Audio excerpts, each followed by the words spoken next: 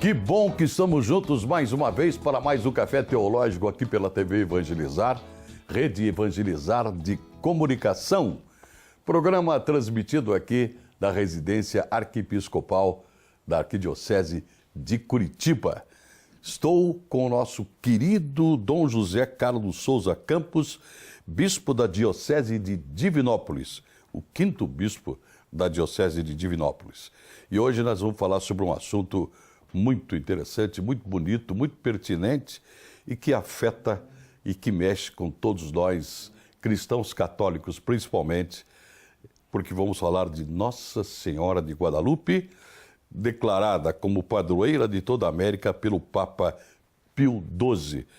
Dom José, seja bem-vindo. Prazer em vê-lo mais uma vez. Que bom, Sérgio, estamos aqui de novo. Que bom podermos partilhar também essa belíssima parte da nossa fé católica, que é a nossa devoção à Virgem Santíssima, Mãe de Jesus, nossa mãe, sob o título de Nossa Senhora de Guadalupe.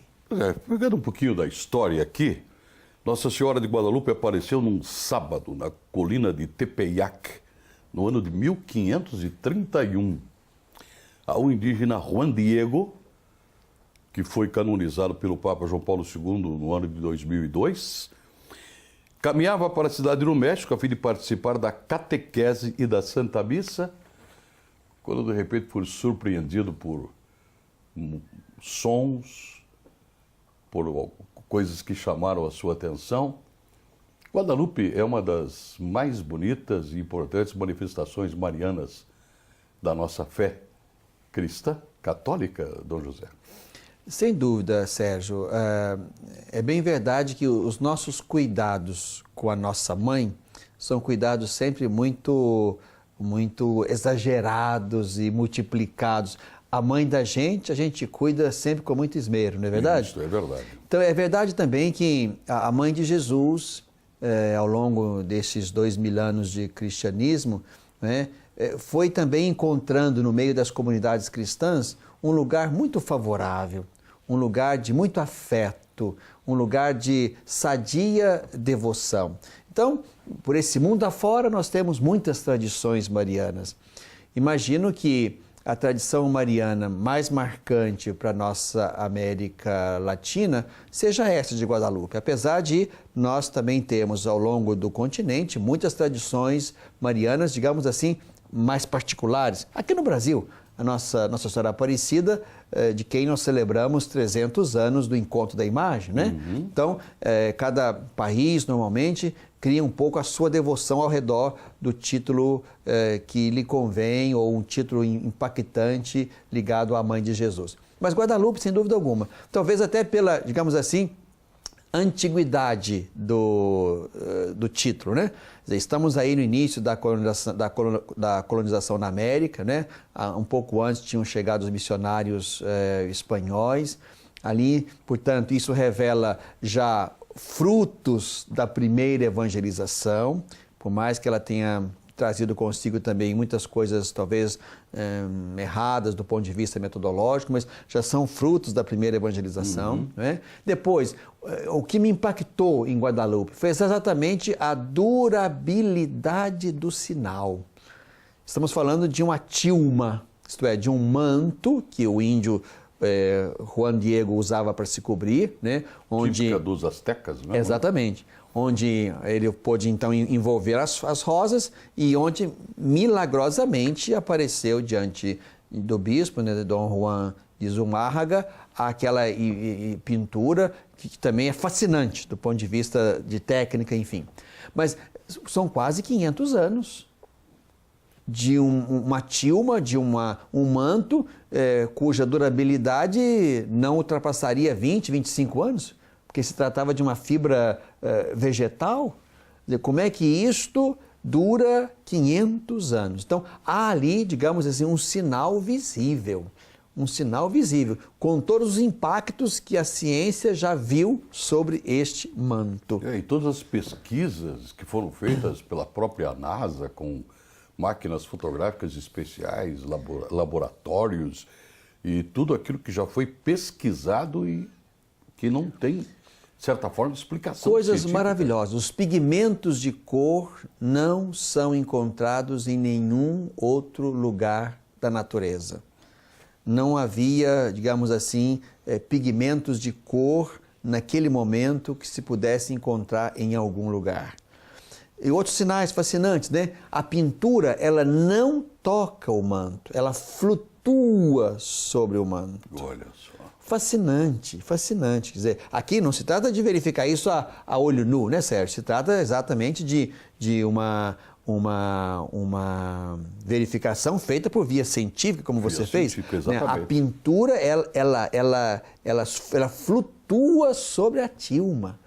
Nos olhos da Virgem, ali, ampliados muitíssimas vezes, se pode ver a cena do índio abrindo o manto diante do bispo e o espanto, quer dizer, uma cena só, evidentemente, mas se pode verificar dentro da pupila dos olhos da Virgem, não é? A cena que causou, digamos, o primeiro impacto da constatação do milagre, tanto as rosas quanto a pintura. Então, são coisas fascinantes, né? O manto da Virgem, né? O céu pintado no manto era exatamente a reprodução do céu naquele dia da aparição. Dia, né? Então, são elementos fascinantes. Valeria a pena depois, talvez, na internet, os nossos amigos que nos assistem poderem verificar isso, mas são elementos fantásticos que provam que, de fato, ali há algo extraordinário que Deus quis que a humanidade conhecesse. Então, José, e as circunstâncias da aparição, né? O momento em que isso acontece, o personagem para quem a Virgem aparece, do ponto de vista histórico, o que isso quer dizer? A igreja já se debruçou sobre isso também. Para mim, Sérgio, há muitos elementos que chamam a atenção. Primeiro, o índiozinho, Juan Diego, representava exatamente uma população numerosíssima de indígenas naquele período, né? Alguns falam 10 milhões de indígenas, né? Aos quais chegavam os missionários europeus. Primeiro, isso, em primeiro lugar, revela uma proximidade de Deus com aqueles irmãos que estavam ali. Não é? Isto é, não deveriam ser considerados inferiores, tão de Deus quanto os europeus que chegavam. A primeira coisa é esta. Acho que essa aparição da Virgem Santíssima a um indígena, já que havia ali outros personagens, havia bispo, havia clérigos, havia talvez gente da nobreza, mas não foi a esses que a Virgem apareceu. Apareceu a um leigo. Apareceu assim. a um leigo, e a um leigo da casta mais numerosa e mais sofrida, digamos assim. Né? Isso aqui é um elemento importante. Para mim, revela mais uma vez a predileção de Deus, ou um Deus que chama atenção para a igreja que deve cuidar, sim, dos pequenos, dos simples, dos pobres. Depois, um elemento que pode passar despercebido, mas o fato de pronunciar o nome. A história diz que a Virgem, enquanto ele passava, chamou algumas vezes, Juanito, Juanito. Pronunciar o nome, isto é, Deus nos conhece por um nome. Chama pelo nome. Chama pelo nome. E outra coisa, um nome carinhoso. O nome era Juan. Juanito é Joãozinho. Ô Joãozinho. Um Deus, né, ali no caso, através da sua serva Maria, um Deus que trata os seus filhos com um carinho excepcional. Com carinho. Com um carinho excepcional. Então, isso também me chama a atenção. Carinho maternal. Um carinho maternal. Como dizia João 23, Deus é pai e mãe. Né? Então, assim, um carinho maternal. Então, o nosso nome é exatamente a nossa identidade. Deus nos conhece pelo nosso nome. Nos chama pelo nome. Né? Depois, é um Deus que tem uma missão para nós, mas que não nos leva a sair ou a fugir dos nossos compromissos domésticos e familiares. O Juan Diego tinha um tio doente em casa. Isso. Inclusive, quando da última vez ele quis ir às pressas buscar o padre para confessar o tio. Que estava à beira da morte. E cortou caminho para não passar pelo alto do morro, para Virgem não chamá-lo e ele não perder tempo, Então ele cortou caminho. Ela foi cercá-lo. Ela foi cercá-lo por baixo, né? Para dizer, meu filho, não te preocupes, não te aflijas. Eu estou cuidando, eu estou aqui, eu sou tua mãe. Ela diz assim, não sou eu a tua mãe. É muito forte. Não te aflijas, não te inquietes com coisa alguma. Não é? Então, o teu tio está bem, ele está curado. Então, vai te ocupar daquilo que eu estou te pedindo, isto é, vai dizer ao bispo que eu quero que se construa aqui no alto desta montanha um santuário para o louvor e adoração do meu Filho Jesus Cristo. Perfeito. Vamos para o nosso primeiro intervalo e eu aproveito para convidar você, meu bom amigo, minha querida e gentil telespectadora que está conosco no Café Teológico de hoje, para você vir fazer parte dessa família. Aproveite e vá até o seu telefone e disque 3221-6060, tecle 1 e se torne um associado, uma associada nesta obra. Evangelizar é preciso. Eu com o Dom José vamos tomar um cafezinho e já voltamos para a segunda parte do Café Teológico de hoje. Venha junto com a gente.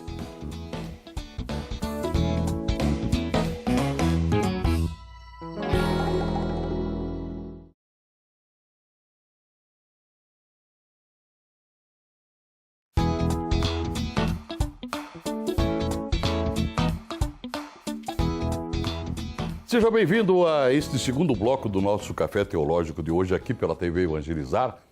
Estamos falando sobre Nossa Senhora de Guadalupe, quase 500 anos dessa aparição, desse fenômeno mariológico que até hoje nos enche de espanto, já pelas coisas que foram declinadas aqui pelo nosso querido convidado, Dom José Carlos Souza Campos, quinto bispo da Diocese de Divinópolis. Muitos detalhes fazem parte deste momento e desses encontros de Juan Diego com a Morenita, como ele vai dizer, ele vai chamá-la de menina também. Há um carinho muito grande entre os dois. Mas quando o bispo pede uma prova, e Nossa Senhora diz assim, vai apanhar a prova que eu vou enviar, ela pede que ele vá recolher flores num lugar inóspito. Não nascem flores naquele lugar. Não e nem naquele nada. tempo. Ali, como diz Castro Alves, o cardo apenas medra. E de repente aparece. E ele se espanta. De onde apareceram aquela multicores e multiflores que ele coloca na tilma? Isso é uma coisa também maravilhosa nessa história toda, né, Dom José? Sim, seja pelo lugar inóspito e talvez infértil, mas também até pelo tempo, né? Pelo que diz inverno, a história, era inverno, né? Então havia vários fatores que fariam pensar que as flores seriam os elementos menos esperados naquele momento, né? Talvez os cactos seriam elementos mais próprios daquela região. Mas isso. O que Deus quer é exatamente, digamos assim, entre aspas, impactar. É mostrar que Ele pode tudo, que Ele tem poder sobre tudo. E aqui, o mais importante, Sérgio, eu percebo quando o bispo duvida ou pede uma prova, vejam como que esse ato de dúvida enriqueceu a tradição da igreja, enriqueceu a nossa compreensão e a nossa devoção mariana. Assim como, digamos, a dúvida de Tomé o levou a uma profissão belíssima de fé, né? E nós com ele, também a dúvida do bispo levou a igreja a uma experiência maravilhosa da bondade de Deus. Uma aproximação carinhosa através da Virgem Maria, a um índiozinho asteca. Perceba como é que isso aí também traduziu elementos bonitos da relação de Deus conosco. E não só a dúvida, né, José? O cuidado que a igreja tem para analisar com profundidade todos os fatos que aparecem assim, das questões, principalmente da aparição. Sim, é porque numa situação dessa, inclusive há um documento da CNBB bem importante, daquela coleção chamada Coleção de Doutrina, chamada coleção cinza ou coleção branca, mais cinza do que branca. É cinza. É, cinza, né, que trata de questões doutrinais, enfim, e o primeiro deles trata das aparições e revelações. Mas numa situação dessa, ou seja, é preciso olhar vários elementos. Por exemplo, a pessoa do vidente, os elementos da visão ou da revelação. Eu sempre digo que o primeiro ato da autoridade religiosa é o ato mesmo de duvidar, para construir a certeza. Sim. Até porque o nosso tempo, né, aqui eu não estou falando do tempo do Juan Diego, mas o nosso tempo é um tempo que produz muitas coisas fantásticas, muitas experiências, assim, de fato fabulosas, do ponto de vista até mesmo de deficiências ou problemas ou desvios mentais, psicológicos, enfim. Nós temos que ter cuidado com isso, né? Então, acho que a atitude do bispo representa bem ali a atitude da igreja.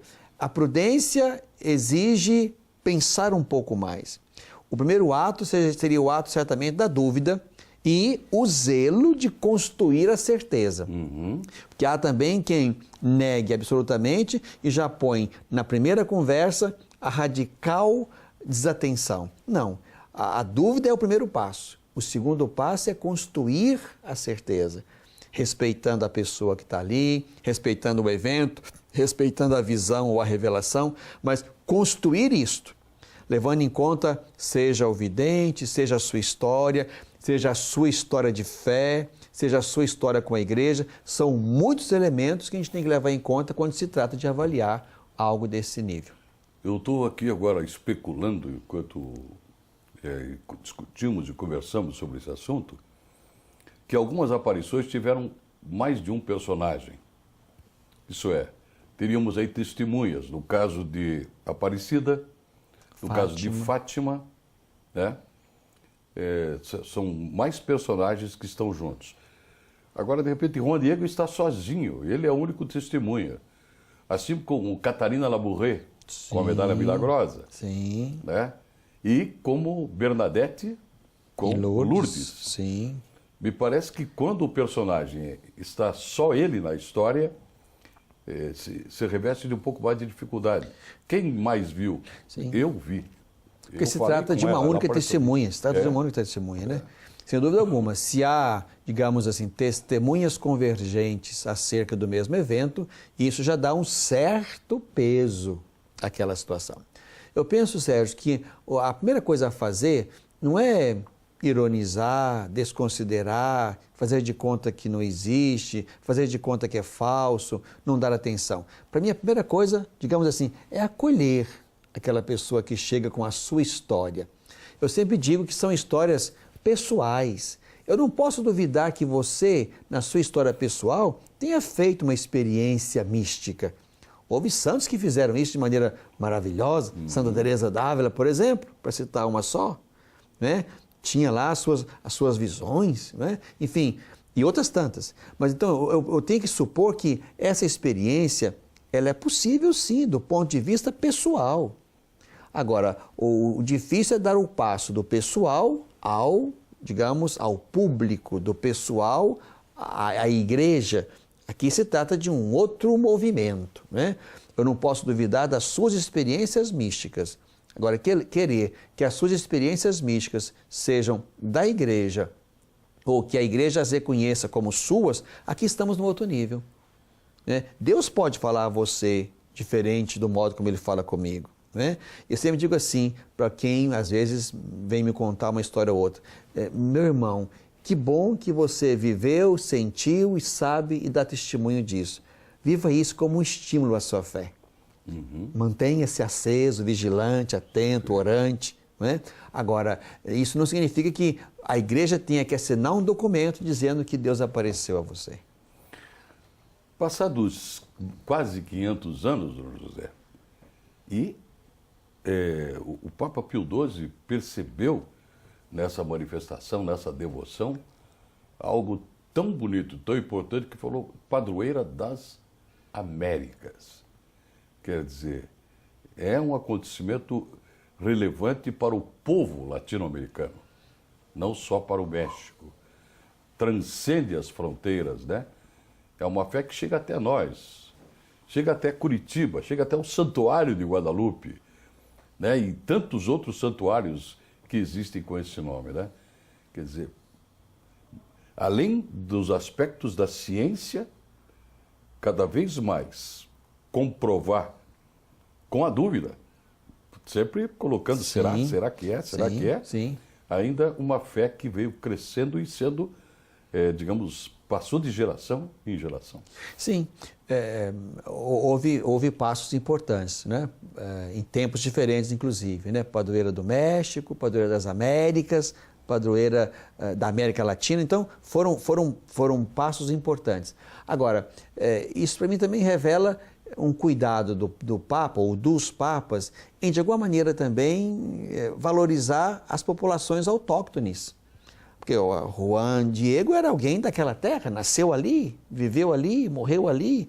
E como ele, havia outros tantos, né? Os astecas, os maias, os incas, inclusive com outras tradições religiosas, chegaram os missionários e, bem ou mal, souberam também, digamos, catequizar, converter muitos daqueles indígenas, diga-se de passagem, às vezes por meios não tão cristãos, mas também houve quem fez isso de modo belíssimo. Basta a gente pensar nas reduções jesuíticas, aqui mesmo no sul do país. Né? E se tratando dos astecas, também a figura de Bartolomeu de las Casas, sem dúvida alguma. Né? Então perceba que houve experiências valiosíssimas, belíssimas de evangelização, que respeitou a cultura, que respeitou a língua. O próprio José de Anchieta aqui aprendeu a língua dos povos para poder evangelizá-los. Chegou a fazer uma peça de teatro exatamente com os índios da língua tupi-guarani. Então, se houve momentos assim que podemos dizer que a metodologia faltou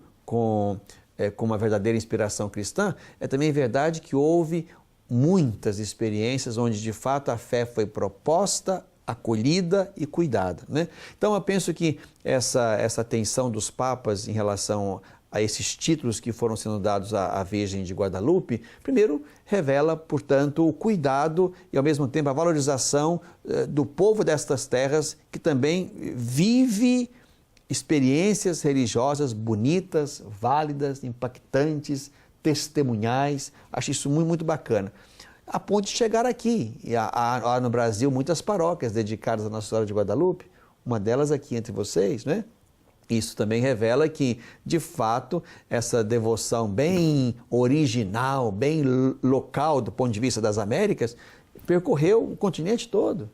Né? Chegou aqui, certamente ultrapassou as terras brasileiras.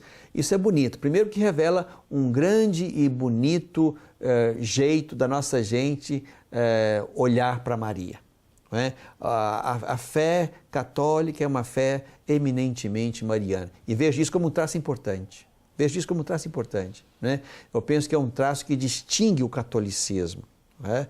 Agora, temos que cuidar para que essa devoção mariana seja sadia. Não ofusque Cristo, não é verdade? Não tire a importância da igreja a ponto de ser apenas uma devoção que eu vivo em casa. Né? Não desvirtue também o próprio processo de salvação. Quem me salva é Jesus. A pedra fundamental é Jesus. Maria participa da economia. Da economia de salvação. Né? Como dizia Santo Anselmo, né? Deus gerou aquele pelo qual ele fez tudo. Maria deu à luz aquele que salvou a todos. Então, isso é de Santo Anselmo. Então, perceba que Maria tem o seu lugar próprio na economia, na história de salvação. E ela tem que ser reconhecida como tal. Perfeito. Vamos para mais um intervalo e já voltamos com a terceira parte do nosso Café Teológico de hoje, falando sobre Nossa Senhora de Guadalupe, com o nosso convidado, Dom José Carlos Souza Campos, quinto bispo da Diocese de Divinópolis, Minas Gerais. Voltamos já. É o tempo de um cafezinho. A gente já volta.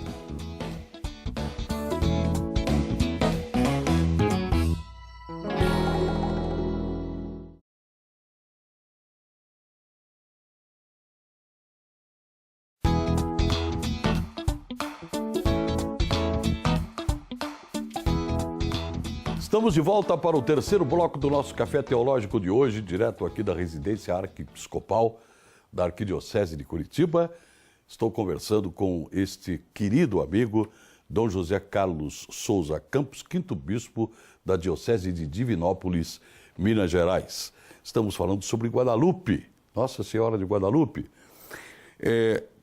Percebo nas entrelinhas, e essa também é uma preocupação minha, vou confessar, para que essa devoção mariana não exacerbe a centralidade de Cristo, como o amigo deixou bem claro no final do primeiro bloco. E daí, lembro sempre do grande cuidado que o Padre Zezinho tem, por exemplo, nas suas músicas, e quando ele fala da Virgem Mãe Morena, Senhora da América Latina, ele diz, mostra o teu Jesus, né? Mostra o teu Jesus. Há uma clara intenção de colocar Maria no seu lugar na economia da salvação. Eu acho que nós, que já fomos tão, e somos muitas vezes atacados por outras denominações cristãs, por olharmos para Nossa Senhora, às vezes, de uma maneira exagerada, precisamos ter esse cuidado também, né, Dom José? Sem dúvida, Sérgio. Até na própria aparição da Virgem de Guadalupe, há elementos que sinalizam isso. Ela não pede para construir um santuário para o culto dela. Pede para construir um santuário onde o seu filho possa ser louvado e adorado. Quer dizer, ela mesma se encarrega de levar a Cristo, de preparar aquela comunidade, digamos, recém-convertida para o culto, a adoração, o seguimento de Cristo. Né? Aqui a nossa fé cristã, católica, ela é, claro, uma fé cristocêntrica, isto é, Cristo está no centro. E a partir de Cristo, os mistérios que ele revela acerca do Pai, do Espírito, da Igreja, enfim, é a partir de Cristo que toma forma a nossa fé cristã católica. Cristo, como lembra a Escritura, como lembra Paulo, é a pedra fundamental, é a pedra angular. Né? Os apóstolos vêm, portanto, como pilares, assim como nós ensinamos na teologia católica, e como eu pregava certa vez lá no Santuário Nacional, toda construção tem telhado. E uma construção sem telhado está inacabada. Está inacabada. Maria poderia ser exatamente, eu sinalizava olhando para a cúpula, Maria pode ser exatamente esta cúpula, esse telhado que protege, que guarda, isso cai bem a ela, são títulos inclusive dela, Nossa Senhora Auxiliadora, né? Então, são títulos, é um título que permite dar a Maria o seu lugar. Cristo, a pedra fundamental, os apóstolos, aqueles que anunciaram a verdade sobre Jesus, e Maria como o telhado que protege essa família, que protege essa construção. A mãe da igreja, né? De modo que tenha lugar primordial, fundamental, fundante para Cristo, um lugar, digamos assim, missionário, sustentador, que são os pilares, e certamente esse cuidado, essa imagem materna do telhado que protege a casa. Perfeito. Eu queria perguntar para o amigo, foi algumas vezes já a Guadalupe? Eu fui uma vez a Guadalupe. Uma vez. Exatamente por isso. Eu digo sempre que dos títulos marianos, esse é um título que me comove, é um título que me atrai. Né? Não só, claro, há um impacto inicial por tudo aquilo que gira ao redor da tilma, do manto, né? Mas também o fato de Maria estar ali bem ligada, por exemplo, à evangelização do novo continente. Para mim, esse título mariano de Guadalupe é um título que estimula a evangelização, que estimula o amor, o afeto com não só o destinatário, mas o interlocutor da minha palavra de fé. Né? Isso está muito bem expresso ali. O cuidado materno da evangelização, isto é, eu tenho que ter paciência com você. Quer dizer, pode ser que o primeiro anúncio não seja lá tão arraigado a ponto de falar o seu coração. Eu vou ter que tentar de novo, eu vou ter que insistir, eu vou ter que, entre aspas, te atrair para Deus. Isso a mãe faz bem. e penso que o título mariano de Guadalupe deixa isso muito bem colocado para quem lê com profundidade aquela devoção ou aquela tradição mariana. Então, eu vejo que no título de Guadalupe há muitos elementos, inclusive, que ajudam a gente a recuperar elementos importantes da metodologia de evangelização. A partir até dos equívocos que foram cometidos Sim. pela conquista espanhola. Sim. Eu não sei se eu estaria sendo correto, mas me parece que a mãe vem, e a gente sempre costuma dizer que Maria passa na frente, ela vai preparando, né? Abrindo portas e preparando o caminho, para atenuar um pouco uma ideia que se criou na conquista espanhola de que se matou muito em nome de Deus também. Então, me parece que a intervenção da providência divina, vamos mandar a mãe para ela preparar o caminho da evangelização, de uma nova evangelização. Sim, talvez, é isso que eu lembrava, talvez para que a evangelização tivesse também a delicadeza feminina e não a brutalidade do evangelizador que chega se impondo, matando, obrigando. Por isso eu acho que assim, há muitos elementos na devoção mariana, ligada a Guadalupe, que nos ensinam, muitos elementos que nos ensinam. A gente não pode ler apenas como uma devoção ligada ao extraordinário do manto. É um elemento importante, agregador, mas não é um elemento único e talvez nem seja o mais importante. Precisamos ler atrás daquela presença feminina, daquela presença materna, daquela mulher grávida, porque Guadalupe é a Virgem grávida, aquele laço negro sobre o seio é uma expressão exatamente da gravidez daquela senhora. É preciso interpretar o ícone, né? Exatamente. Então, eu penso que há muitos elementos que ajudam a gente a ler naquela aparição, naquela tradição mariana, elementos que precisamos recuperar para o processo de evangelização em qualquer tempo. Voltando, vendo um pouco mais para perto de nós, Puebla de Los Angeles foi importante dentro da construção dessa ideia mariana de Guadalupe, quando João Paulo II esteve lá, visto que Paulo VI morreu um pouco antes, e ele mesmo antecipou, dizendo assim, eu não vou a Puebla de Los Angeles, né? E o sucessor foi. E a presença de João Paulo II me parece que foi algo também muito bonito naquela basílica e entre o povo mexicano. Sim, eu não estive em Puebla. Agora, a gente percebe que, de fato, o povo mexicano é um povo também, como o nosso, muito religioso. Muito, muito. Marcadamente religioso, né? Lá se dizia, eu achava interessante essa frase, né? Os mexicanos não são todos católicos, mas são todos guadalupanos. Quer dizer, há um senso de beleza, de intimidade, de afeto com aquele ícone, né? Com aquela tradição religiosa. Mas, certamente, Puebla, na história da Igreja na América Latina, ocupa um lugar importantíssimo. Depois do Concílio Vaticano II, também o continente latino-americano se reuniu várias vezes, né? Para pensar e, sobretudo, ali no princípio, reorganizar e retomar a ação evangelizadora. Quer dizer, houve uma primeira conferência em Medellín, depois uma outra conferência em Puebla e vieram depois as outras, né? Santo Domingo, Aparecida. Então, são conferências que reuniram, né, os bispos, a igreja na América Latina, no sentido de avaliar e de dar novo impulso à evangelização. Certamente ali a presença do Papa João Paulo II, também ele marcadamente mariano. Inclusive lá em Guadalupe há uma bela estátua, né, agora de São João Paulo II, né, expressão também daquele coração mariano. Tanto é que o lema dele remetia a Maria, né, Totus Tuo. Certamente uma referência dele, João Paulo II, a Maria, a quem ele confiava o seu ministério petrino. Perfeito. Vamos aproveitar esse finalzinho, porque eu acho que a gente tem que aproveitar para fazer aqui uma evangelização e uma catequese, aproveitando.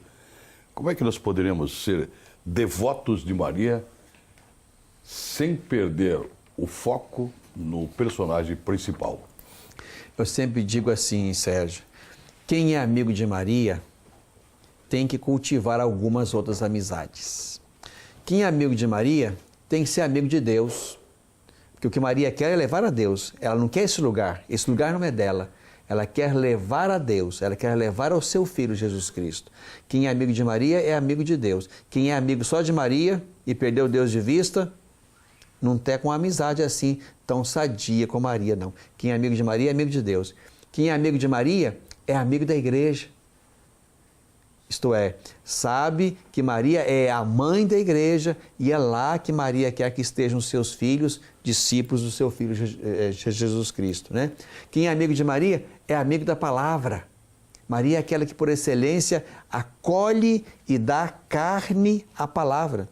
Como dizia São Bernardo, né? Guarda a palavra.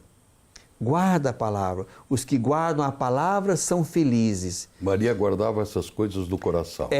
Então, dizia São Bernardo, guarda a palavra no mais íntimo da tua alma. Lá onde estão teus sentimentos e os teus costumes, dizia São Bernardo. Então é importante também que quem seja amigo de Maria, seja amigo da palavra de Deus, amigo da Bíblia. Tenha uma frequente leitura orante da Bíblia. E por fim, amigo de Deus, amigo da igreja, amigo da palavra, amigo dos pobres.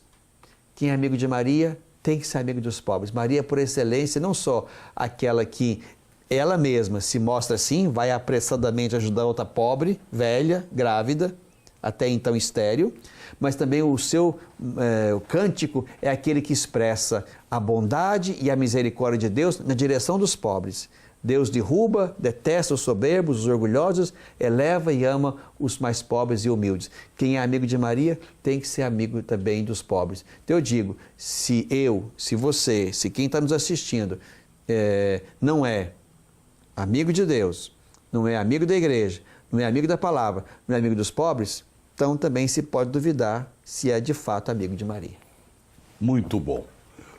Conversei em mais este Café Teológico com o Dom José Carlos Souza Campos, quinto bispo da Diocese de Divinópolis, na nossa querida Minas Gerais, sobre Nossa Senhora de Guadalupe. Uma pequena aula de Mariologia que nos deu o nosso querido convidado. Muito obrigado, meu irmão, a sua bênção e a intercessão de Nossa Senhora de Guadalupe. Deus te abençoe e abençoe ricamente os que estão nos assistindo e que a Virgem Santíssima cuide de nós e nos ajude a ir com firmeza e com perseverança atrás do seu Filho Jesus, que é o nosso Mestre. Perfeito. E obrigado a você que nos acompanhou em mais um Café Teológico. Fica o convite aqui para a gente se encontrar no próximo programa. Até lá!